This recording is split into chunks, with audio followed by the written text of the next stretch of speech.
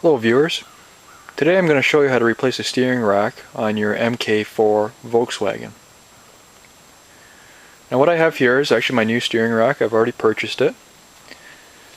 Now it is wise to shop around when you're buying a steering rack. Compared to the dealer, I actually paid $290 for this, and the dealer actually wanted $700 for one. And when your options are buying another steering rack for your car, you can either buy a rebuilt one, a new one, or a used one. Now I did look about putting a seal kit into it, but you can't actually buy a seal kit for them. So it's the other three options then. Now with the used one, Volkswagen does have a common problem with this. The steering racks will leak after a while, and what's happened actually on the side shafts here,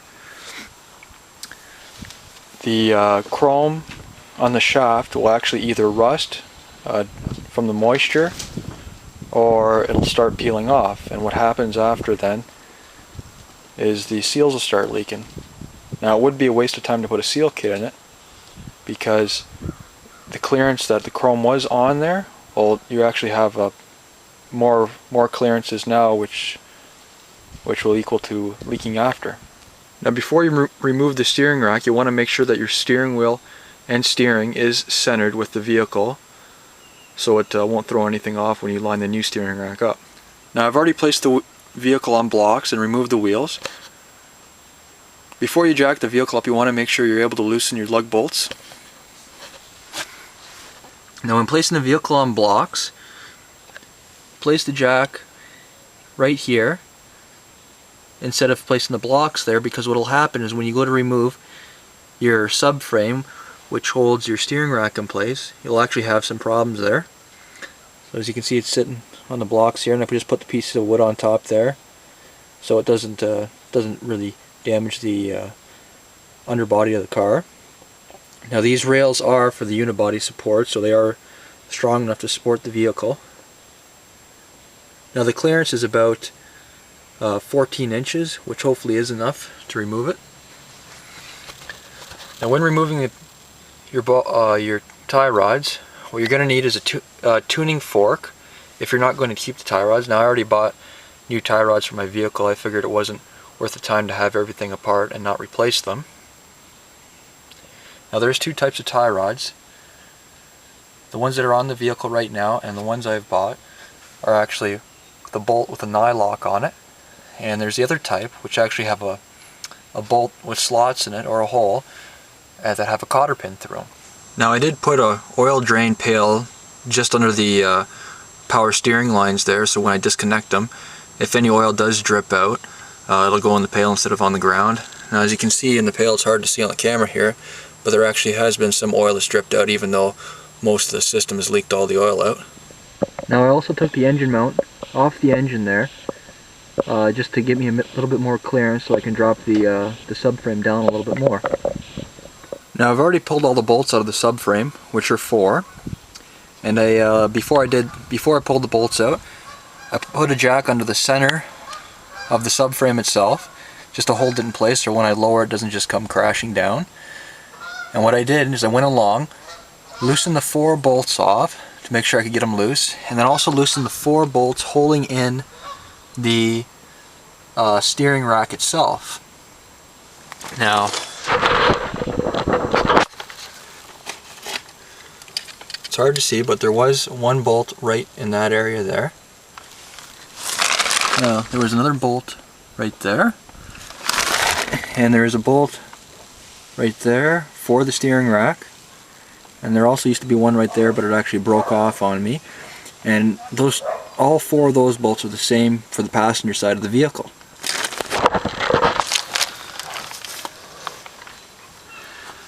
Now I also took off the banjo bolts, which are located on the side of the steering rack there for the power steering lines. Now when I loosened the rack off, I actually dropped it down a couple inches to get to the bottom banjo bolt, which you can get right to it with just an extension, straight extension. But the top one though was a little harder, and I had to use actually a swivel joint on there. Now where the power steering rack is connected, just to give you an idea, I'll show you on the on the new power steering rack I purchased. So there'll be a bolt here and here, and down at the other end, even though it doesn't show if you buy a new rack, there's actually a clip that goes over top of it, similar style to what is on that right there. Now for bolts, this is what I've taken out so far.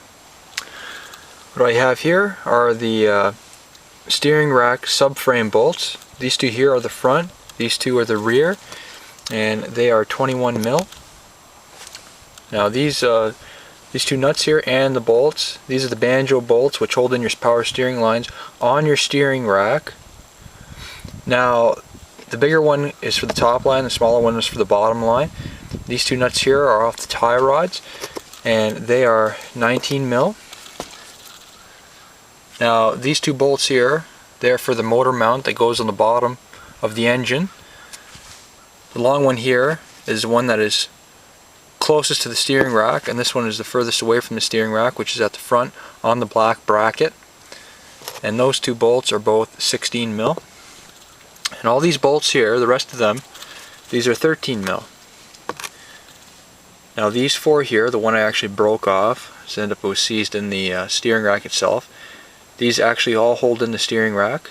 There's two on each side. Now I showed you earlier on the steering rack itself where they go, but I'll give you another look on the car itself. These three bolts here, they're actually all the same. Now to drop the subframe down, you're going to have to take the exhaust bracket off the back by the flex pipe, and as you can see they're all three are the same. And this one here actually, when the bolt actually broke off in my steering rack, there was still some stud left sticking out, so I was unable to get it past the sway bar, so the one bolt I actually took out of the sway bar. Now this nut here is on a power steering line, which I will show you later, that actually holds the power steering line to the steering rack itself. And this last bolt here is actually inside the car, what holds it to the universal joint on the steering column. Now here is a shot of what the power steering rack looks like when it's actually dropped out of the car. Now there's where the one subframe bolt goes. There's the other spot right there. Now there's where the sway bar bolts to, and as you can see right here on the car, that's where one bolt goes through, where it actually holds the steering rack to the subframe itself, and there's on the other side. Now you can see the two spots where the banjo bolts go in there. Now when you want to watch, because the one power steering line actually comes around the back and goes up to here, and when you're dropping it, you actually want to pull that power steering line back, otherwise it will catch on that heat shield there. Now this is the passenger side angle.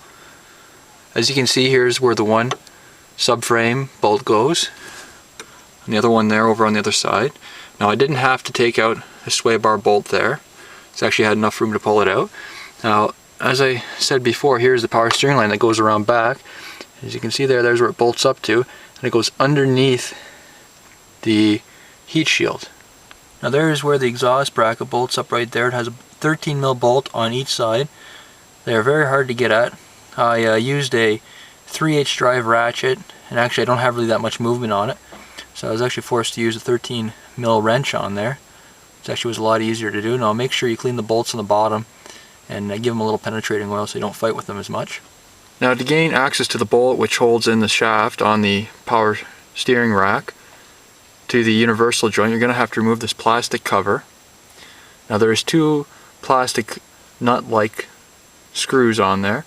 Now they do take a flat head on them, and then what you want to do is you want to pull this cover from the bottom here and tilt it out and then pull down. Now the bolt that you want to remove that actually holds in the shaft is right there. Now that is also a 13 mil, and you may have to rotate your steering to actually gain access to it, because it could be on the back side. So after you've taken it right out, what you want to do is turn your steering straight as it was before, so you don't mess up the alignment. Now to remove the steering rack from the top of the subframe, what you want to do is take the top of your steering rack and actually tilt it towards the vehicle while it's still on the subframe, and then pull it back. Now you can't pull it straight back while it's still in the upright position. because it will hit on the floor up top there. And I also want to make note, don't pull on your tie rods because it will actually turn the spline on the top of your power steering box there. And what will happen is actually your alignment will be off, so there's more of a risk of throwing off the alignment on your steering. Now I've placed a new steering rack in here. Now when putting the steering rack on, I just cleaned any dirt off with a rag there, just so when it sits down it sits nice and flush and you won't have any problems bolting down the steering rack itself. Now you want to take the caps out here before you reinstall, and you also want to remove the rubber from the old one and put it on the new one there. Now there is also a clip right there behind the heat shield which holds in the power steering line, but what you're going to have to do first is you'll have to jack up the subframe itself and then install the line, and you want to jack it up about 3 to 4 inches so the line, it's not too much pressure on the line and won't be too much pressure in bolting this together here to the banjo bolts. As you can see, the other line is up there still. Now that just gives you another angle from the other side here on the passenger side. Now I've already removed the heat shield and reinstalled it on the new steering rack, and I also cleaned the pads off on this side too, and there is a rubber there that is hollowed underneath, so it actually does sit on a little lump on top there. Now what I'll do is I'll just put one bolt on each side and not tighten them down, so I still have a little bit of play when pushing it up inside the car.